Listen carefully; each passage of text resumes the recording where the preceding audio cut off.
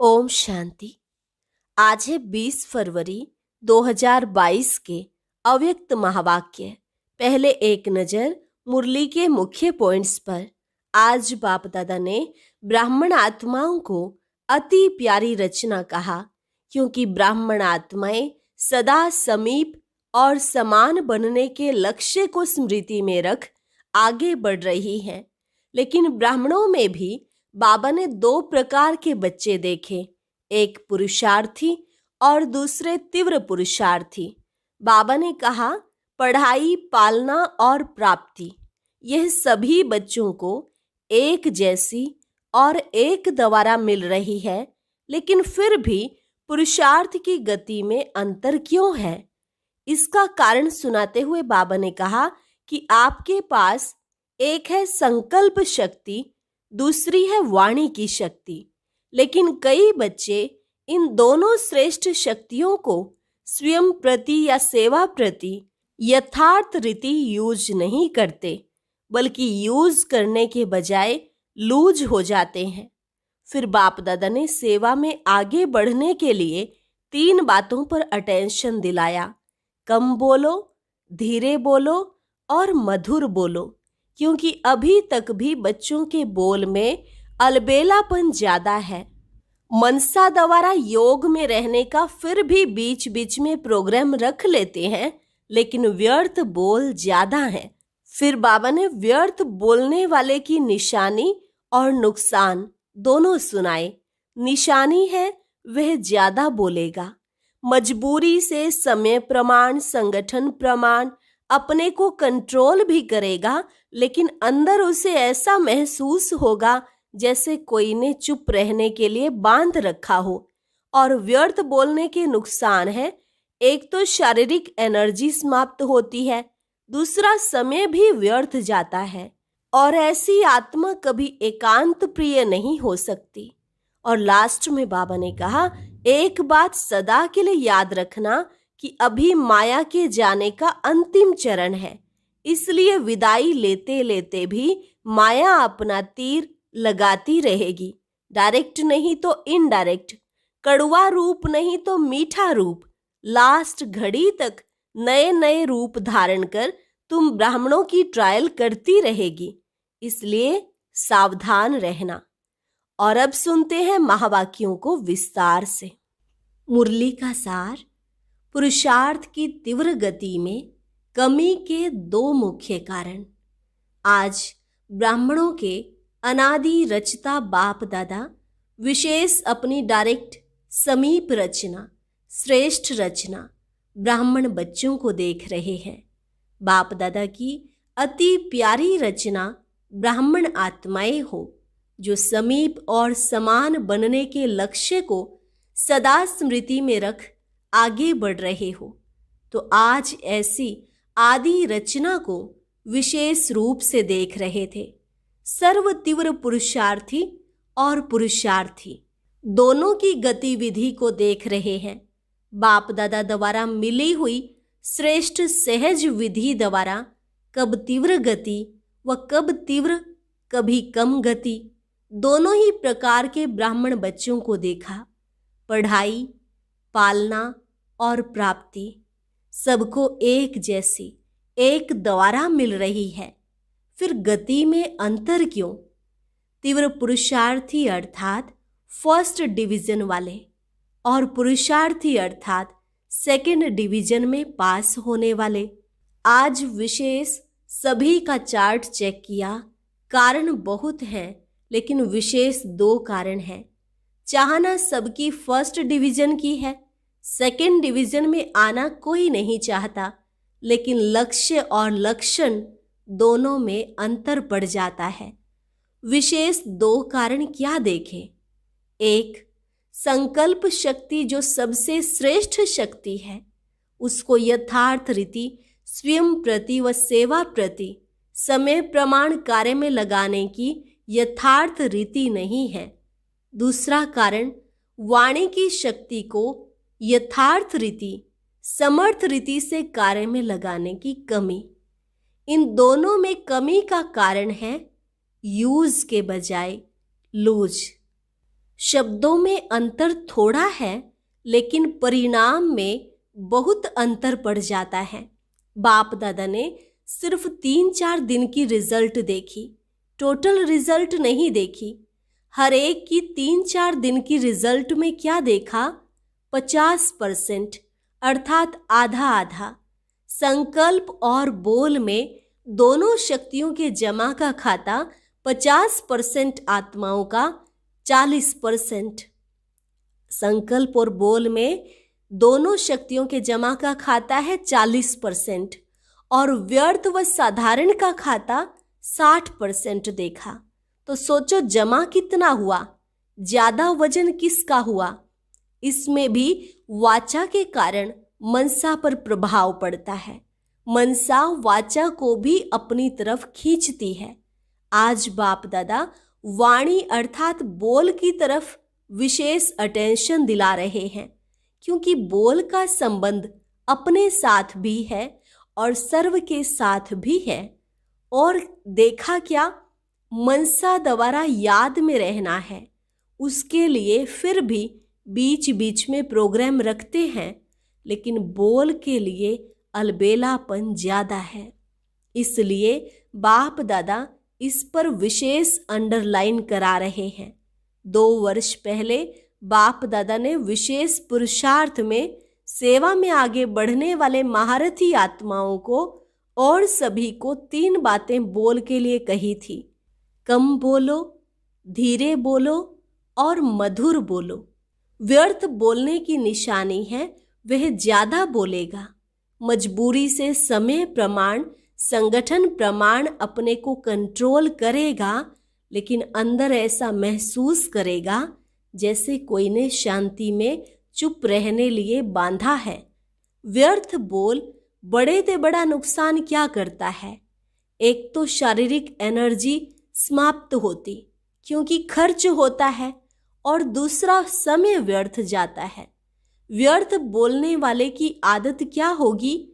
छोटी सी बात को बहुत लंबा चौड़ा करेगा और बात करने का तरीका कथा मुआफिक होगा।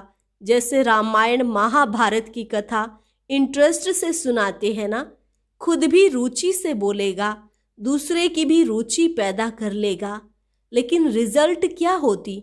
रामायण महाभारत की रिजल्ट क्या है? राम वनवास गया, कौरवों और पांडवों की युद्ध हुई। कहानी जैसा दिखाते हैं, सार कुछ भी नहीं, लेकिन साज बहुत रमणीक होता है। इसको कहते हैं कथा। व्यर्थ बोलने वाले माया के प्रभाव के कारण वह कमजोर आत्मा है। उन्हों को सुनने और सुनाने के साथी बहुत जल्दी बनते हैं। ऐसी आत्मा एकांत प्रिय हो नहीं सकती, इसलिए वह साथी बनाने में बहुत होशियार होगा। बाहर से कभी कभी ऐसे दिखाई देता है कि इन्हों का संगठन पावरफुल और ज्यादा लगता है, लेकिन एक बात सदा के लिए याद रखो कि माया के जाने का अंतिम चरण है। इसलिए विदाई लेते लेते भी अपना तीर लगाती रहती है। इसलिए कभी कभी कहाँ कहाँ माया का प्रभाव अपना काम कर लेता है। वह आराम से जाने वाली नहीं है। लास्ट घड़ी तक डायरेक्ट नहीं तो इनडायरेक्ट, कड़वा रूप नहीं तो बहुत मीठा रूप और नया नया रूप धारण कर ब्राह्मणों की ट्रायल करती रहती है। फिर भोले भाले ब्राह्मण क्या कहते? यह तो बाप दादा ने सुनाया ही नहीं था कि इस रूप में भी माया आती है। अलबेलेपन के कारण अपने को चेक भी नहीं करते और सोचते कि बाप दादा तो कहते हैं कि माया आएगी। आधा अक्षर याद रखते हैं कि माया आएगी, लेकिन माया जीत बनना है यह भूल जाते हैं। और बात, व्यर्थ व साधारण बोल के भिन्न भिन्न रूप देखे। एक, सीमा से बाहर अर्थात लिमिट से परे हंसी मजाक। दूसरा, टोंटिंग वे। तीसरा, इधर उधर के समाचार इकट्ठा कर सुनना और सुनाना। चौथा, कुछ सेवा समाचार और सेवा समाचार के साथ सेवाधारियों की कमजोरी का चिंतन, यह मिक्स चटनी। और पांचवा, अयुक्ति युक्त बोल, जो ब्राह्मणों की डिक्शनरी में है ही नहीं। ये 5 रूपरेखाएं देखी, इन 5 को ही बाप दादा व्यर्थ बोल में गिनती करते हैं। ऐसे नहीं समझो हंसी मजाक अच्छी चीज है। हंसी मजाक अच्छा वह है जिसमें रूहानियत हो, और जिससे हंसी मजाक करते हो उस आत्मा को फायदा हुआ, टाइम पास हुआ या टाइम वेस्ट गया। रमणीकता का गुण अच्छा माना जाता है, लेकिन व्यक्ति, समय, संगठन, स्थान, वायुमंडल के प्रमाण रमणीकता अच्छी लगती है। अगर इन सब बातों में से एक बात भी ठीक नहीं तो रमणीकता भी व्यर्थ की लाइन में गिनी जाएगी, और सर्टिफिकेट क्या मिलेगा कि हंसाते बहुत अच्छा है लेकिन बोलते बहुत है। तो मिक्स चटनी हो गई ना। तो समय की सीमा रखो। इसको कहा जाता है मर्यादा पुरुषोत्तम। कहते हैं मेरा स्वभाव ही ऐसा है। यह कौन सा स्वभाव है? बाप दादा वाला स्वभाव है, तो इसको भी मर्यादा पुरुषोत्तम नहीं कहेंगे, साधारण पुरुष कहेंगे। बोल सदैव ऐसे हो जो सुनने वाले चात्रक हो कि यह कुछ बोलें और हम सुने। इसको कहा जाता है अनमोल महावाक्य। महावाक्य ज्यादा नहीं होते, जब चाहे तब बोलता रहे, इसको महावाक्य नहीं कहेंगे। तो सतगुरु के बच्चे मास्टर सतगुरु के महावाक्य होते हैं, वाक्य नहीं। व्यर्थ बोलने वाला अपनी बुद्धि में व्यर्थ बातें, व्यर्थ समाचार, चारों ओर का कूड़ा किचड़ा जरूर इकट्ठा करेगा, क्योंकि उनको कथा का रमणीक रूप देना पड़ेगा। जैसे शास्त्रवादियों की बुद्धि है ना, इसलिए जिस समय और जिस स्थान पर जो बोल आवश्यक है, युक्ति युक्त है, स्वयं के और दूसरी आत्माओं के लाभ लायक हैं, वही बोल बोलो। बोल के ऊपर अटेंशन कम है, इसलिए इस पर डबल अंडरलाइन। विशेष इस वर्ष बोल के ऊपर अटेंशन रखो। चेक करो बोल द्वारा एनर्जी और समय कितना जमा किया और कितना व्यर्थ गया। जब इसको चेक करेंगे तो स्वतः ही अंतर्मुखता के रस को अनुभव कर सकेंगे। अंतर्मुखता का रस और बोलचाल का रस, इसमें रात दिन का अंतर है। अंतर्मुखी सदा भ्रिकुटी की कुटिया में तपस्वी मूर्त का अनुभव करता है। समझा? समझना अर्थात बनना। जब कोई बात समझ में आ जाती है तो वह करेगा जरूर, समझेगा जरूर। टीचर्स तो है ही समझदार, तब तो भाग्य मिला है ना, निमित्त बनने का भाग्य। इसका महत्व अभी कभी कभी साधारण लगता है, लेकिन यह भाग्य समय पर अति श्रेष्ठ अनुभव करेंगे। किसने निमित्त बनाया? किसने मुझ आत्मा को इस योग्य चुना? यह स्मृति ही स्वतः श्रेष्ठ बना देती है। बनाने वाला कौन? अगर इस स्मृति में रहो तो बहुत सहज निरंतर योगी बन जाएंगे। सदा दिल में बनाने वाले बाप के गुणों के गीत गाते रहो तो निरंतर योगी हो जाएंगे। यह कम बात नहीं है। सारे विश्व की कोटों की कोट, करोड़ों आत्माओं में से कितनी निमित्त टीचर्स बनी हो। ब्राह्मण परिवार में भी टीचर्स कितनी हैं, तो कोई में कोई हो गई ना। टीचर अर्थात सदा भगवान और भाग्य के गीत गाती रहें। बाप दादा को टीचर्स पर नाज होता है, लेकिन राजयुक्त टीचर्स पर नाज होता है। अच्छा, प्रवृत्ति वाले भी मजे में रहते हैं ना। मूझने वाले हो या मजे में रहने वाले हो, ब्राह्मण जीवन में हर सेकंड तन मन धन जन का मजा ही मजा है। आराम से सोते हो, आराम से खाते हो, आराम से रहना, खाना, सोना और पढ़ना। और कुछ चाहिए क्या? पढ़ना भी ठीक है, या अमृत वेले सो जाते हो। ऐसे कई बच्चे करते हैं। कहेंगे सारी रात जाग रहे थे, सुबह को नींद आ गई। या एक सेवा करेंगे तो अमृत वेले को छोड़ देंगे। तो जमा क्या हुआ? एक्स्ट्रा जमा तो हुआ ही नहीं। एक तरफ सेवा की, दूसरे तरफ अमृत वेला मिस किया तो क्या हुआ, लेकिन नेमिनाथ मुआफिक ऐसे झुटका खाते नहीं बैठना। वह टीवी बहुत अच्छी होती है। जैसे वह योग के आसन करते हैं ना, अनेक प्रकार के पोज बदलते रहते हैं, तो यहाँ भी ऐसे हो जाते हैं। सोचते हैं सहज योग है ना, इसलिए आराम से बैठो। कईयों की तो ट्यून भी बाप दादा के पास सुनने में आती है। बाप दादा के पास वह भी कैसेट है, तो अब डबल अंडरलाइन करेंगे ना, फिर बाप दादा सुनाएंगे कि रिजल्ट में कितना अंतर पड़ा।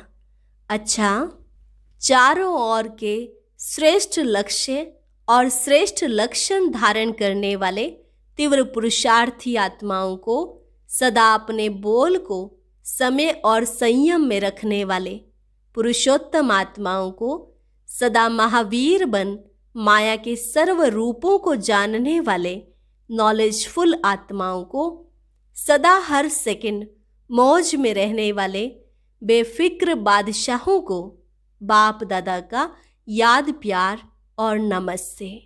रूहानी बच्चों की रूहानी बाप दादा को नमस्ते नमस्ते, गुड मॉर्निंग। अव्यक्त बाप दादा की पार्टियों से मुलाकात। साइलेंस की शक्ति को अच्छी तरह से जानते हो।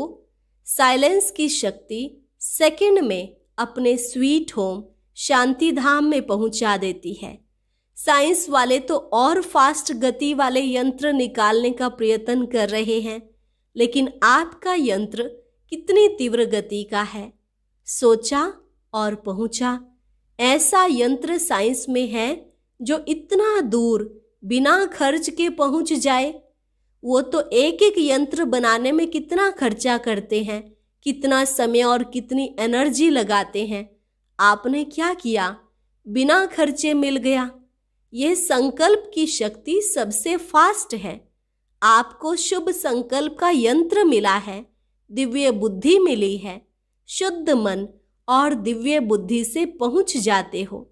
जब चाहे तब लौट आओ, जब चाहो तब चले जाओ। साइंस वालों को तो मौसम भी देखनी पड़ती है, आपको तो यह भी नहीं देखना पड़ता है कि आज बादल हैं, नहीं जा सकेंगे। आजकल देखो बादल तो क्या, थोड़ी सी फागी भी होती है तो भी प्लेन नहीं उड़ सकता। और आपका विमान एवर रेडी है या कभी फागी आती है? एवर रेडी है, सेकंड में जा सकते हैं, ऐसी तीव्र गति है। माया कभी रुकावट तो नहीं डालती है। मास्टर सर्वशक्तिवान को कोई रोक नहीं सकता। जहाँ सर्व शक्तियाँ हैं वहाँ कौन रोकेगा। कोई भी शक्ति की कमी होती है तो समय पर धोखा मिल सकता है। मानो सहन शक्ति आप में है, लेकिन निर्णय करने की शक्ति कमजोर है। तो जब ऐसी परिस्थिति आएगी जिसमें निर्णय करना हो, उस समय नुकसान हो जाएगा। होती एक ही घड़ी निर्णय करने की है, हाँ या ना, लेकिन उसका परिणाम कितना बड़ा होता है। तो सब शक्तियां अपने पास चेक करो। ऐसे नहीं ठीक है, चल रहे हैं, योग तो लगा रहे हैं, लेकिन योग से जो प्राप्तियां हैं वह सब हैं, या थोड़े में खुश हो गए कि बाप तो अपना हो गया। बाप तो अपना है, लेकिन प्रॉपर्टी वर्षा भी अपनी ही है ना, या सिर्फ बाप को पा लिया वो ही ठीक है। वर्षे के मालिक बनना है ना। बाप की प्रॉपर्टी है सर्व शक्तियाँ, इसलिए बाप की महिमा ही है सर्वशक्तिवान ऑल माइटी अथॉरिटी। सर्व शक्तियों का स्टॉक जमा है या इतना ही है कमाया और खाया बस। बाप दादा ने सुनाया है कि आगे चलकर आप मास्टर सर्वशक्तिवान के पास सब भिखारी बनकर आएंगे। पैसे या अनाज के भिखारी नहीं, लेकिन शक्तियों के भिखारी आएंगे। तो जब स्टॉक जमा होगा तब तो देंगे ना। दान वही दे सकता जिसके पास अपने से ज्यादा है। अगर अपने जितना ही होगा तो दान क्या करेंगे। तो इतना जमा करो। संगम पर और काम ही क्या है, जमा करने का ही काम मिला है। सारे कल्प में और कोई युग नहीं है जिसमें जमा कर सको। फिर तो खर्च करना पड़ेगा। जमा नहीं कर सकेंगे। तो जमा के समय अगर जमा नहीं किया तो अंत में क्या कहना पड़ेगा? अब नहीं तो कब नहीं, फिर टू लेट का बोर्ड लग जाएगा। अभी तो लेट का बोर्ड है, टू लेट का नहीं। सभी माताओं ने इतना जमा किया है, शिव शक्तियां हो या घर की माताएं हो। शिव शक्ति कहने से शक्तियां याद आती हैं। किन माताओं को बाप ने शिव शक्तियां बना दिया है? अगर कोई शक्ल आकर देखे तो क्या कहेंगे? ऐसी शक्तियां होती हैं क्या? लेकिन बाप ने पहचान लिया कि वह आत्माएं शक्तिशाली हैं। बाप तो आत्माओं को देखता है, न बूढ़ा देखता, न जवान देखता, न बच्चा देखता। आत्मा तो बूढ़ी व छोटी है ही नहीं। तो यह खुशी है ना कि हमको बाबा ने शिव शक्ति बना दिया। दुनिया में कितनी पढ़ी लिखी माताएं हैं, लेकिन बाप को गांव वाले ही पसंद है। क्यों पसंद है? सच्ची दिल पर साहेब राजी। बाप की सच्ची दिल प्यारी लगती है। जो भोले होंगे उन्हें झूठ कपट करना नहीं आएगा। जो चालाक चतुर होते हैं उसमें ये सब बातें होती हैं।